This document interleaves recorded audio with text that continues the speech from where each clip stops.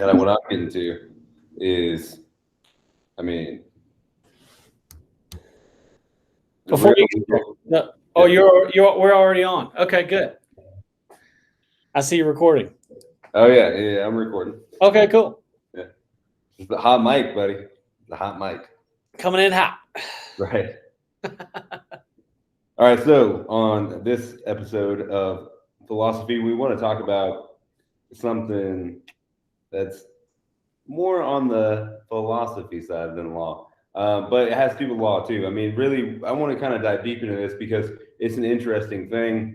Our morals, which our laws are supposed to reflect, how do they change with, further technological discovery, and a better understanding of biology, for example, and other things, right? Science in general. So let me be clear about what it is that I'm really talking about. So if we know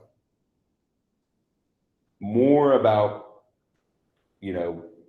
science and technology, should we adapt our laws and our morals to accommodate that? Because it's, something that we didn't know before. We were enlightened as to, how it works. So I want to start off with a paradox. Okay. And it's an old paradox. You can Google it. It's called the paradox of Theseus's ship. And it basically goes like, okay, if Theseus has a ship and he replaces, a board once it goes bad on that ship, and then replaces another, then another, and eventually replaces every component of that ship, every board, every mast, every sail. At what point is the ship no longer Theseus's ship? At what point is it a different ship? Is it when the first board was changed? Is it when the last board of the original ship is gone, or somewhere in between? Is there a critical mass? And the way that this relates to, law and how we treat criminals and, especially incarcerated individuals, is our biology is such that, I am not who I was 20 years ago at all.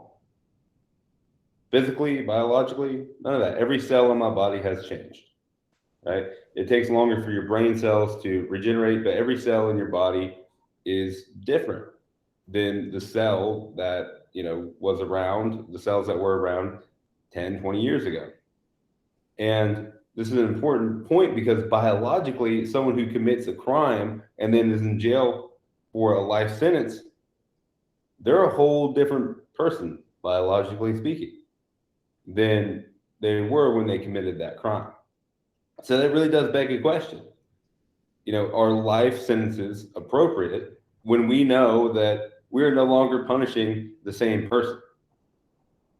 Sure, and maybe would that fall under a cruel and unusual type punishment description, right? And I think to go back a little bit of what you mentioned, you said, is this, the question is this still Theseus's ship? I think almost certainly, yes, it's still Theseus's ship, but is it the original ship that he started with? And I think that's pretty clear. It's not the original ship. It's been replaced. It's still his ship. He still has ownership over it.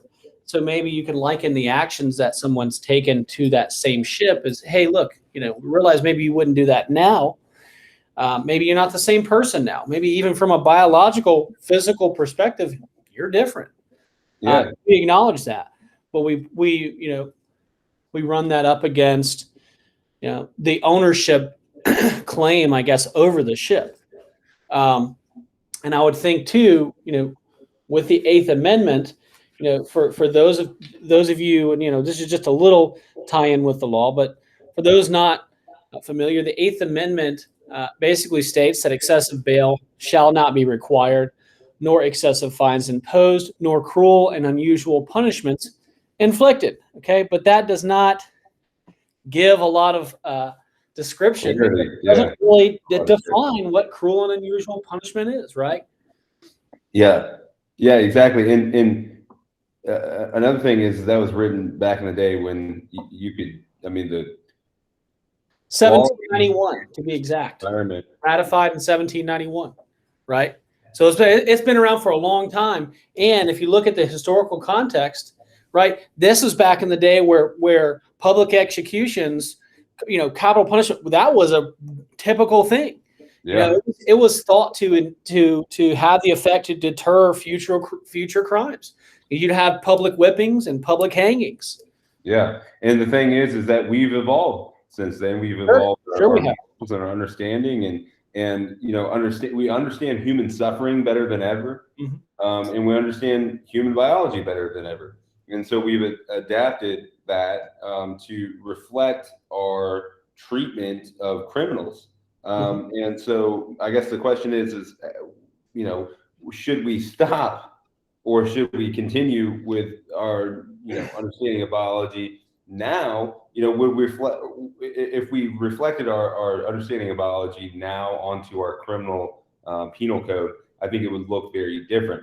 Because the question then becomes, all right, what are we punishing here? What are we doing? What is the goal of incarceration, especially of somebody for life, right? Because you can claim, okay, well, Theseus's ship is the same ship. Okay, it might not creak anymore. It might not, be broken. It might be fixed.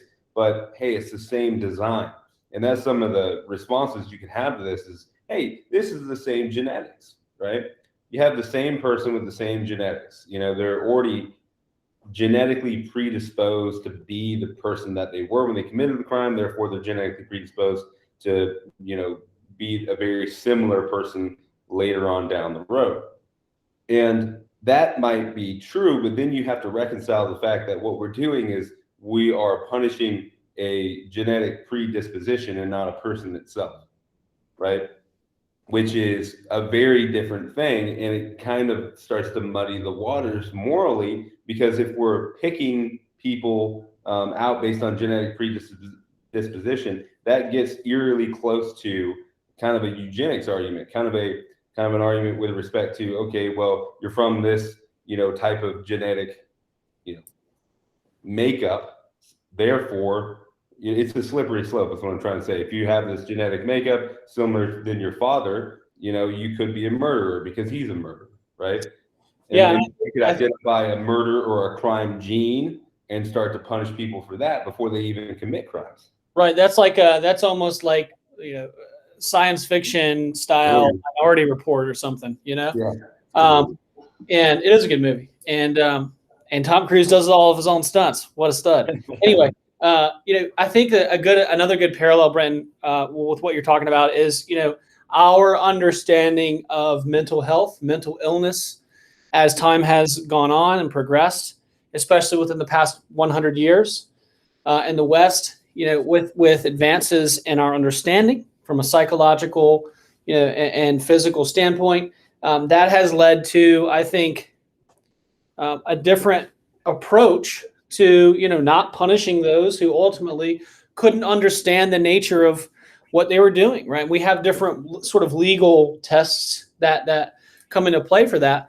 But, that's an example of where maybe in the past, that's something that's overlooked. That wasn't even said, that we didn't even understand it, right? And so, I think to answer your initial question, we have to adjust as time goes on, as we come to better understand the nature behind, human beings and why they might do something or take some sort of action, and look behind that, right, as sort of whatever motive or whatever is sort of, peel back the layers, so to speak. Right.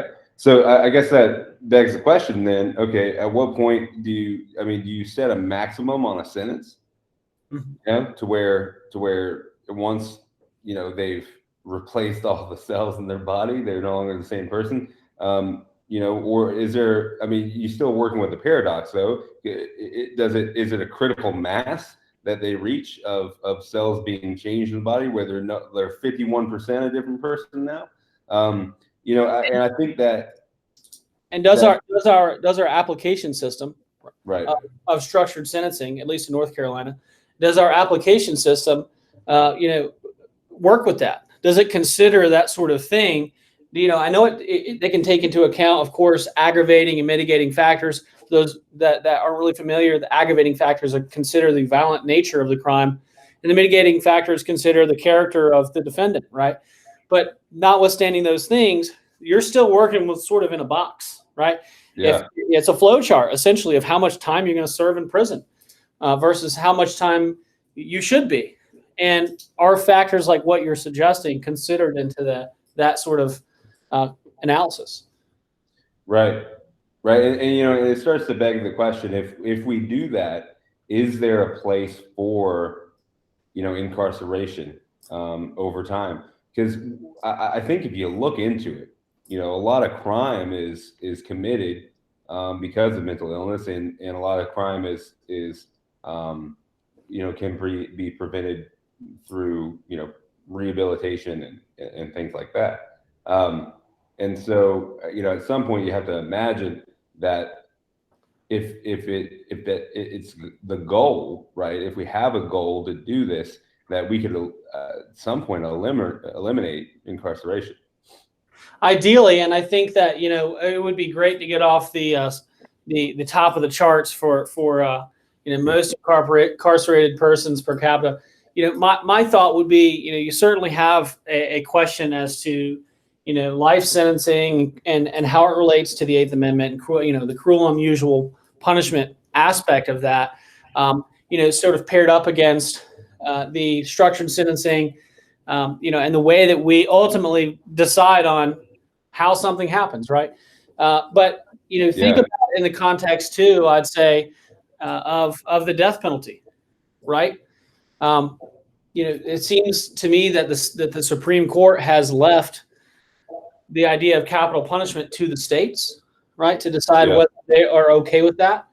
And is the death penalty effective? I mean, do we know as a society that that's going to act as a deterrent?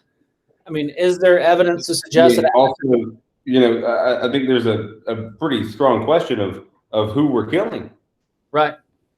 If because it takes a long time to execute somebody. Sure it does, and it's expensive, right? Yeah, and so if we use the same paradox, if it takes a certain amount of time, are you still killing the same person or executing the same person that committed the crime? I mean, that's a real question in people's minds, and I mean because not only because you have to contend with two different things. We're not necessarily the person who did the one thing, right? Because I've done a lot of things in my life, and I don't tie my identity to one thing that I did in my life. Right. You see what I'm saying? And because we're not, and it's hard to do that with anyone. I mean, if you ever hear about the people who have to perform the executions, it's very, very hard for them, even if they know that person is a convicted murderer, like heinous murder, because this person is not out murdering people anymore, and they're not actively murdering. And so we're judging and executing someone based on one choice they made at one time. Sometimes it's multiple choices, right? It's I guess it's less so if they're a serial killer, but that's not the case for most people who get the death penalty. So if you think about it, we're judging these people. We are carrying out this sentence based on one thing they did, and they're not that person.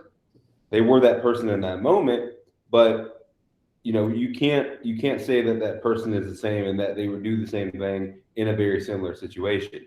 Now that's one side of it, and then the other side is, well, biologically speaking, are they even the same person too? So I think you have to contend with both things when you're thinking about the death penalty.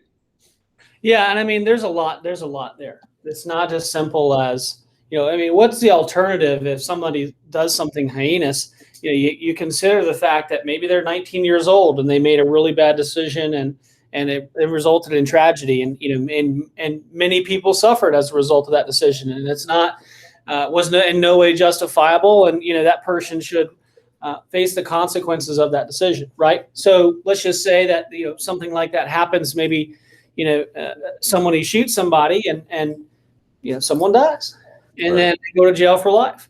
And is that person or they're sentenced to death, right? Maybe there are aggravating factors that bumped it up to that.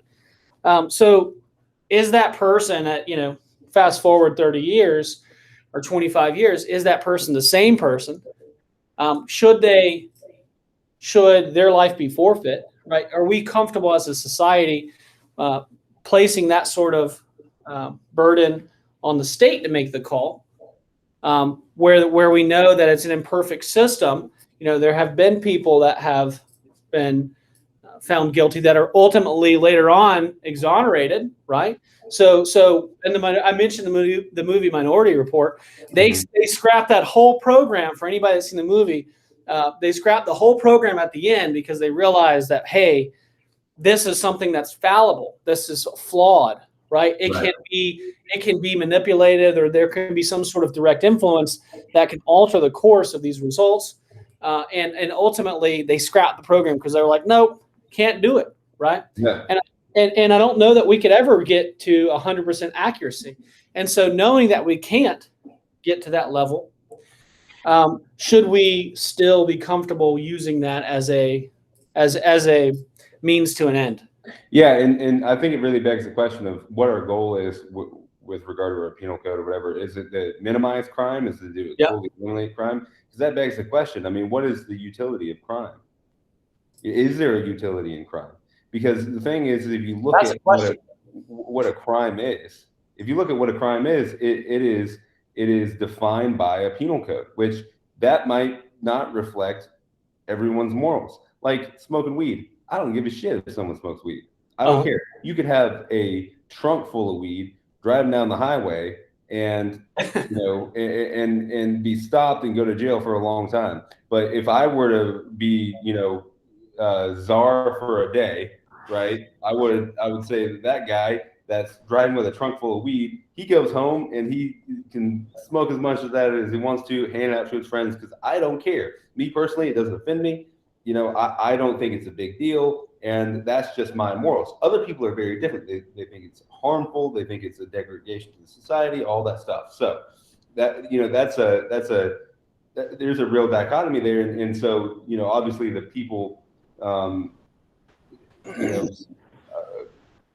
people in power kind of went out with respect to allowing their morals to be reflected in the penal code, but when you think about it, we are a representative democracy. How much say does the normal individual have on what the penal code reflects? Because I guarantee you, if you did a poll, the majority of Americans do not care about someone smoking weed.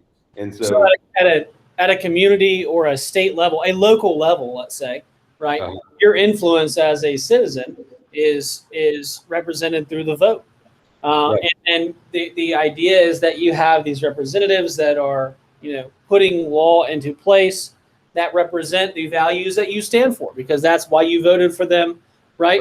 And then that begs the question, though, if these laws, the existing laws, don't represent our values, how likely is it for someone in politics, which is really just entrenched in this power vacuum dynamic, right? It's just centers around power, okay, and retaining that power over time, okay, career politicians essentially. How effective is it as an institution or as a mechanism, right, to campaign on being soft on crime, right? Or at least that's the way your opposition is going to picture you, right? Frame as, hey, look, hey, you know what? We want to come in and we want to make some changes. We think it'd be for the better. And then as soon as you say that, the opposition saying, look, these guys, they're ready to open the doors to the prisons. They're ready to go in and start, redrafting the penal code.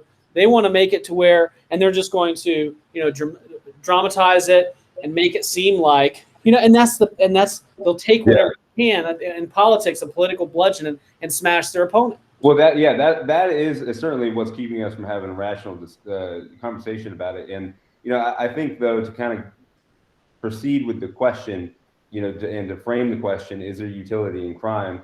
by first saying, okay, well, there's some crimes that are considered crimes but don't reflect the actual morals of the majority of citizens.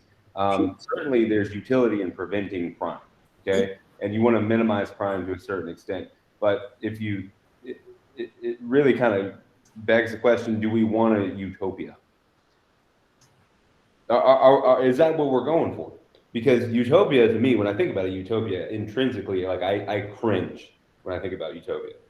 You know, and part of that I think is because I'm a realist. But if I really think about it, the reason why I cringe when I think about utopia is because it suggests tyranny. Because everybody has different ideas, and ideas evolve and they change. Okay, and so here, the thing is that what someone might consider a crime, like we eliminated all crime, right? And we say we outlaw all these things, but we're able to eliminate it through some type of, you know, control by, you know, genetically modifying people so that they act in accordance with crime or with the criminal penal code. Maybe we, you know, vaccinate everybody and there's little chips in there that control everybody. If you're really going with the conspiracy theory, I'm not gonna say I believe that. I'm just saying, I just thought I'd throw that in there. But in whatever way we are able to create a utopia, it just seems to me like you would have to institute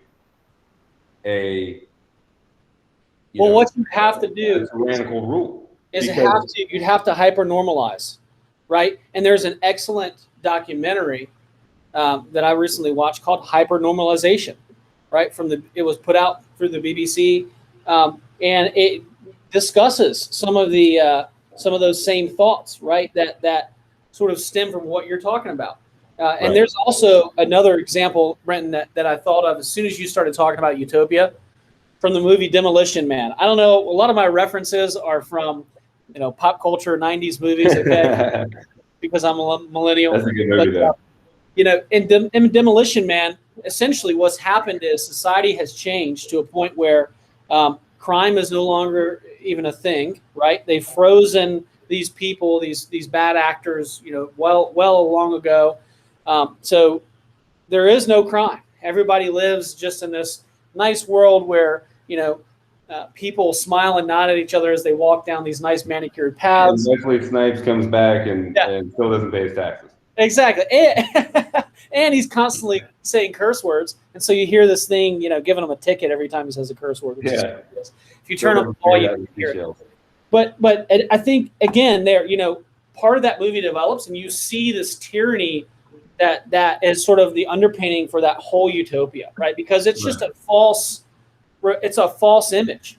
And that's something else that the documentary Hypernormalization goes into, is that people get to the point where they don't even have a dream, they don't even have a goal, right? They you know, none of that, because it's not going to come true, and this is just what they have come to accept.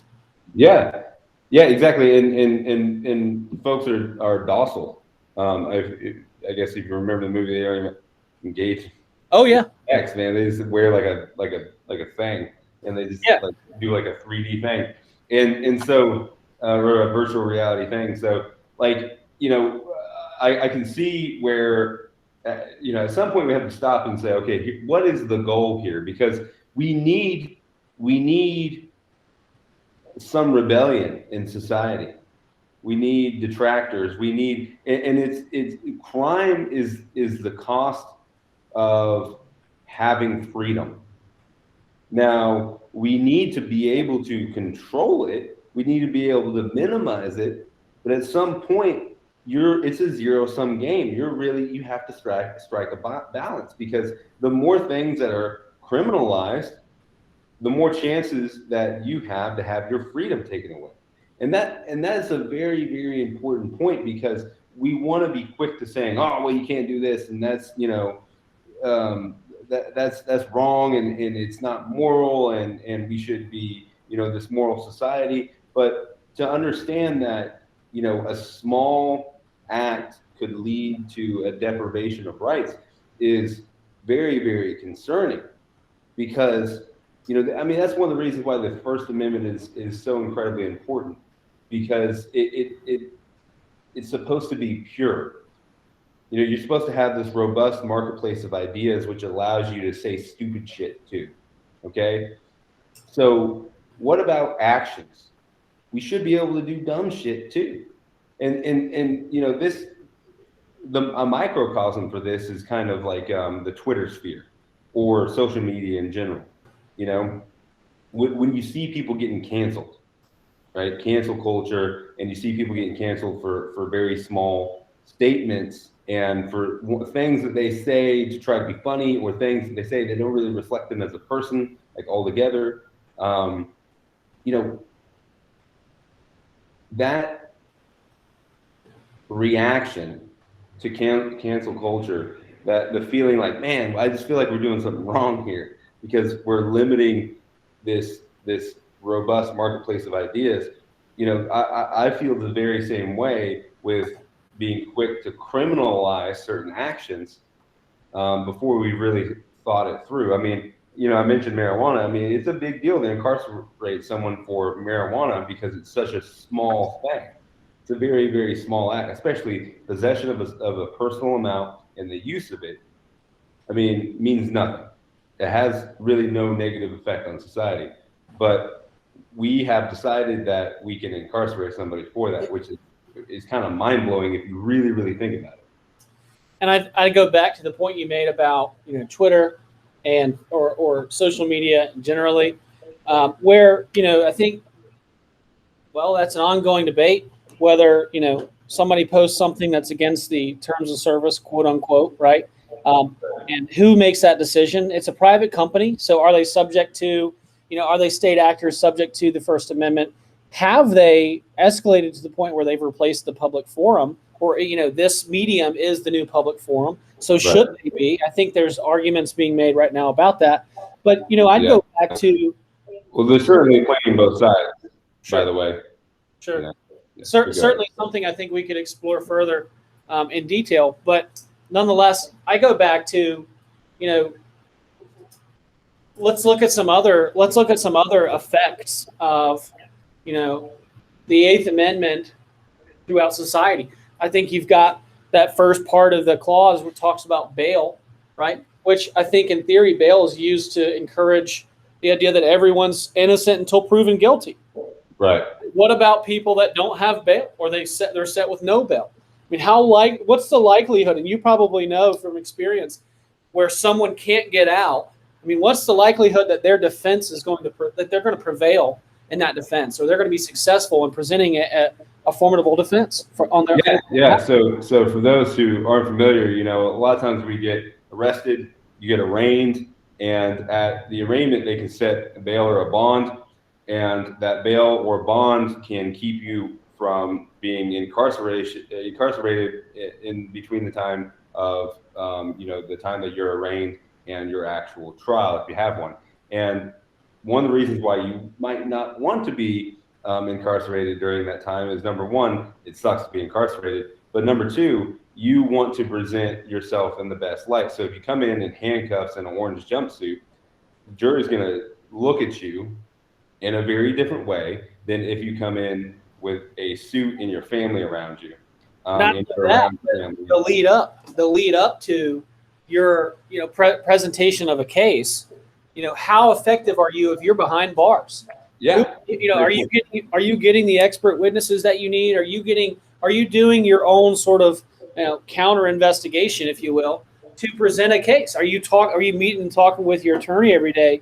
Or are you meeting behind bars at certain times? And and also you got to think about, you know, there's also the issue of how long you're going to be incarcerated until you actually get to trial and get sentenced. That's right, pretrial incarceration. You have a right to a speedy trial, but if you look at the case law, you can be incarcerated for like a year before you go to trial. Yeah. I mean, by the way, you're innocent, right? Yeah, and by the way, you could, and certainly you could be innocent this whole time, and so you could be incarcerated up to a year and still not have your right to speedy trial violated based on the case law, which is utter crap. But let me be clear: you are innocent. Oh yeah, you are innocent. Yeah, I mean, right? Thank you. Yes, you are innocent. because you've not been proven guilty. And so that's another really, really good point. And if you look at it, I mean, it's very discriminatory, very, very discriminatory. Because if I don't have money, if I don't have the ability to make bail, the resources, the family connections to make bail, then I'm stuck there, and I could be stuck there for a long time, and I could be in a very disadvantageous position with respect to, building my case. But if I have money and I have resources, guess what? I'm out of there, I'm free, and I have the resources to make my case. Let me ask you something, Brett. How much justice can you afford? Yeah, exactly. How much justice can you afford? I mean, that's a great point. So, and you're innocent until proven guilty, but you're more innocent if you got more money. Sure, of course. That's a practical perspective. It's not. I mean, people can have different opinions on that. But I'd say, here's another example, and it might be. I just want to stay here for just a second and just mention, okay, what we're talking about. There's bonds and bail amounts that are issued by judges that are excessive all the time. They know that they cannot be paid. They can look at somebody and say, you're not gainfully employed, and set a bond that they know they can't pay, and that's still okay. And it happens all the time, and people stay in jail for it. Yep. So here's another thought. The Eighth Amendment, cruel and unusual punishment, bail, all that. Guantanamo Bay. Guantanamo Bay. Does Gitmo, right? Does Gitmo violate the Eighth Amendment? Unequivocally, yes. But not on American soil. Or are they? And that's really the argument there. That's why it's been allowed to happen. I mean, I like this conversation because, it kind of goes to, all right, well, it's certainly cruel and unusual punishment if you see what they did to them. I mean, what they did to them was insane. And what is the utility in torture? And they probably say, well, you should have seen what they did to those other people, right? I mean, so there's just an eye for an eye relationship here. That doesn't end in anything productive necessarily, other than confinement. We know with a historical look that torture is ineffective at getting a confession. I mean, it was used to get confessions or just information. I mean, these people aren't necessarily terrorists. These people aren't necessarily the ones who pulled, the trigger or pushed the button. I mean, these are people who just have knowledge, who are in the know, and allegedly. And so, I mean, just because of your association or your knowledge of, or connection to someone who we haven't found or caught yet, you can be tortured. I mean, that is, a crazy notion. I mean, and there's a reason. How about this? Pretty scary. There's a reason why it's in fucking Cuba, and not in like Nevada or Texas. You know what I'm saying? There's a reason why we did it in a different country. I mean, that should tell you everything right there. And now, look, I'm not one to say that we should never go to war, or we shouldn't have prisoners of war. And I'm not saying there's not utility to interrogating prisoners of war to find out information, sensitive information, where there could be terrorist attacks, things like that. But there's a line that you have to draw somewhere.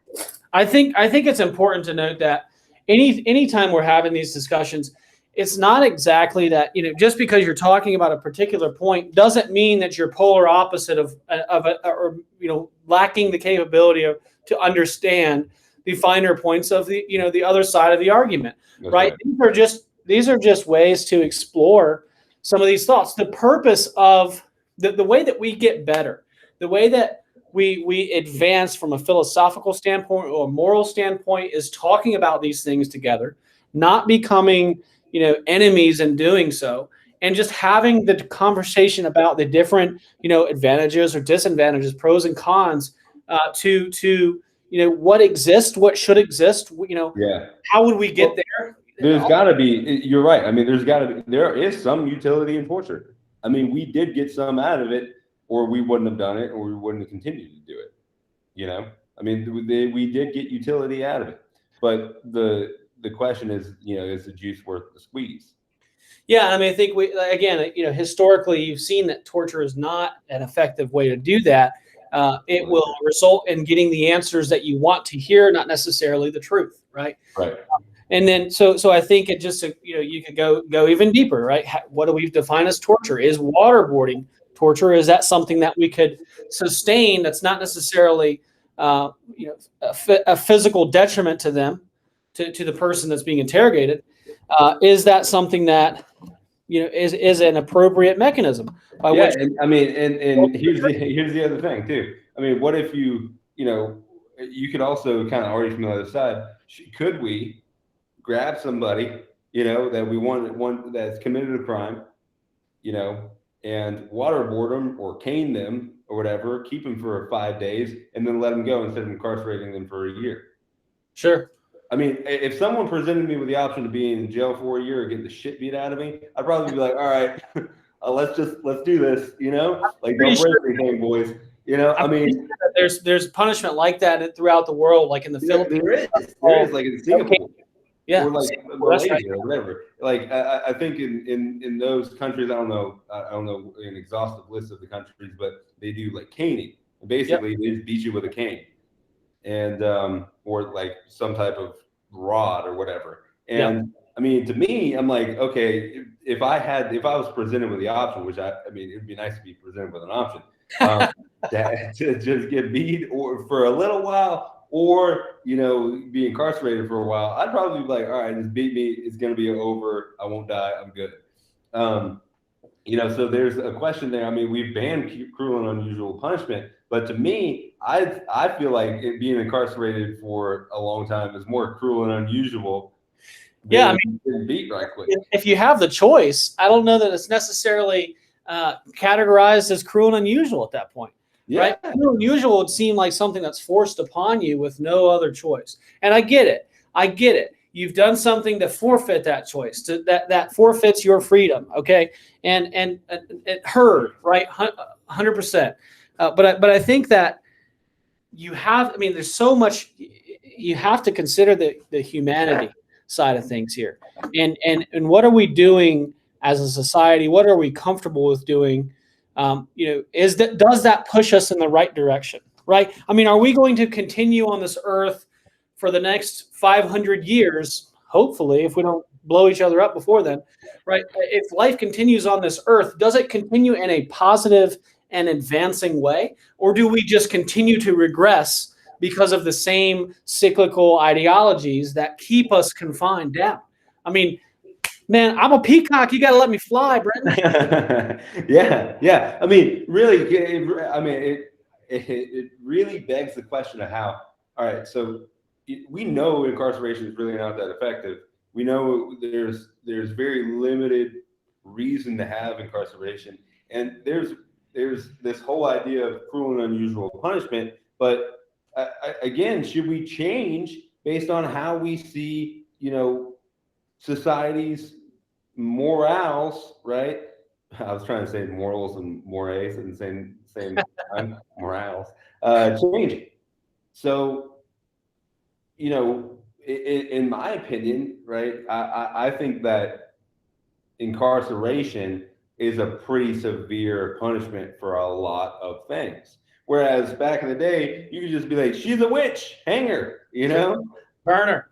Yeah, burn her. And now we're like, well, you can't burn somebody. Of course not. And so my question, is like 500 years from now, we're going to look back and be like, my God, they were just sticking people in pins like cattle. Sure. I think that something that grows out of the ground. I think that answers your question, and I think it's a passive response, a passive societal response that happens over time Right. as we become. I don't necessarily think more educated, or as we become, more accepting. There's just so many different, sociological factors involved there. And the world has been globalized essentially at this point with the internet and the dawn of social media. And See, 500 years from now, we're going to take the Australia approach. I mean, we're going to terraform Mars, okay, and send all the criminals there. Who knows? I mean, you never know what's going to happen. And I mean, it could go backwards. And that's my fear, is that we go backwards as opposed to forward. I mean, I would constantly place my sights ahead, right? And look to make sure that what we're doing now positions the future generations in a better light, puts them in a better position, and makes them sort of strive for that same thing, to a continuous improvement of society over time. I mean, well, and that's if continuous improvement contemplates liberty and individual rights. agreed. That's a big assumption that we're making. As opposed to a utopian As opposed to whatever else, right? I mean, there's societies still on this earth that do not value individual rights and do not value, individual liberty. And I think some of the special forces, going over in places like Afghanistan, really were kind of surprised by this when they went over at first. And they're like, hey, we're here to liberate you. And they're like, all we want is a warlord that's not going to take our food from us, right, or take our daughters from us or whatever, right? Like, we're okay being ruled. We just want to be able to farm our land, raise our goats, and we're good, And that is something that is hard for us to understand, because we're so entrenched in rights talk, right? Talk about rights and how we have so much rights and you're violating my right, blah, blah, blah. Right. And so in other places, not so. And in other places too, I mean, they see the benefit of having one. Yeah, it's a concept, right? They can nestle up to that authority, right? Yeah. Under that authority, they are safe. Yeah. Sure. And despotism does not necessarily mean, lack of quality of life. Tyranny doesn't necessarily mean lack of quality of life, and especially if you have a certain perspective. And so, what we're hoping, I think, is if everyone is able to embrace the ideology of democracy and liberty, but maybe that's where we went wrong. I don't know. I mean, I would leave everybody with the question of, why do you hate freedom so much? Why do you hate freedom so much? Yeah. Why do you hate freedom? Well, I think it's first you got to define freedom. I think people would define freedom in different ways. In let's say in a country that's totally free, totally democratic, okay, you go in and there can be such thing as too much freedom, right? So too much freedom would mean lack of restraint, lack of a criminal penal code that anarchy, killing other people. We're basically back in a Hobbesian world where kind of it's survival of the fittest. Anarchy. You can limit that freedom a little bit and install some rights to where hey, you can't do this, you can't do that. We're going to limit what you can do and have limited enforcement of that. But still, yet there can be such thing as too much freedom, because even if you have an effective penal code, what about resources? If you don't have a central government or despotic leader allocating resources, then you're going to have one, class of society that has all the resources and other people don't. And so, it could be a situation where, if we define freedom, you could have too much freedom, and that could lead to, essentially tyranny. So we want to equalize freedom. We want to level the playing field for freedom. Some freedom, but not all the freedom. Right. Because we can't have none. Or do we want to do that? Do we give a shit about doing that? Do we want to equalize freedom? Or do we want to say, hey, it is survival of the fittest? What better way to do it? Yeah. I mean, it's like capitalism, right? I mean, what better way to do it? Unabated capitalism, I think, would be a friend of that idea. It would be. Yeah. So, I mean, these are big questions, my friend. Of course, that's why we're here. Years from now, it'd be interesting to see how we picked it up. If we tried this experiment called democracy, which is it really a democracy? Who knows? Or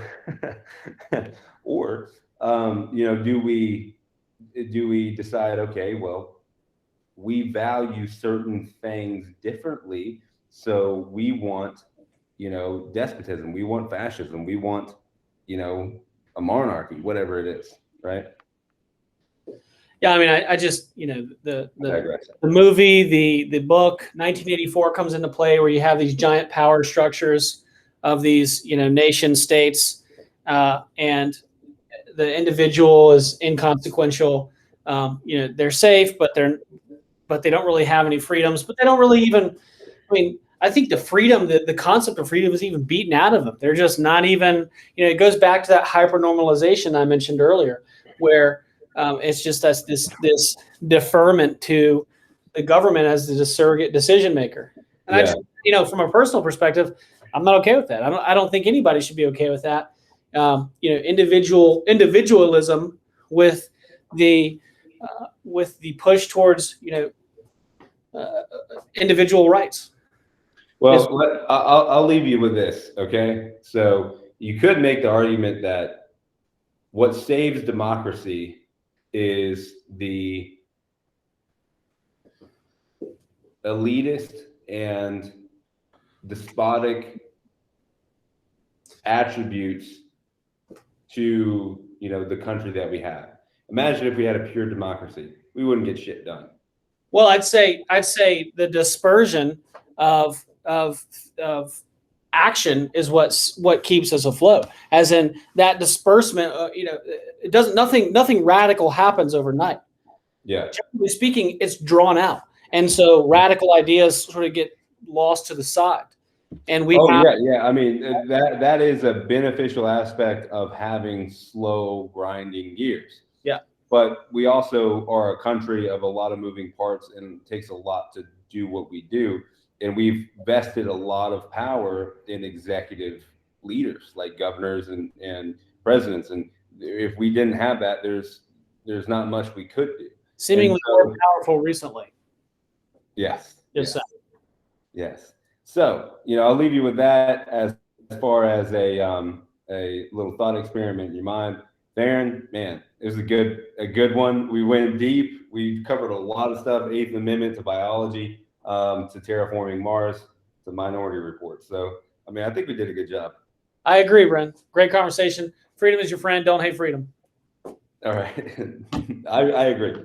I do not want a despotic ruler if we're on the record. Okay. All right, man. Thanks a lot. I appreciate it. All right, man. See you.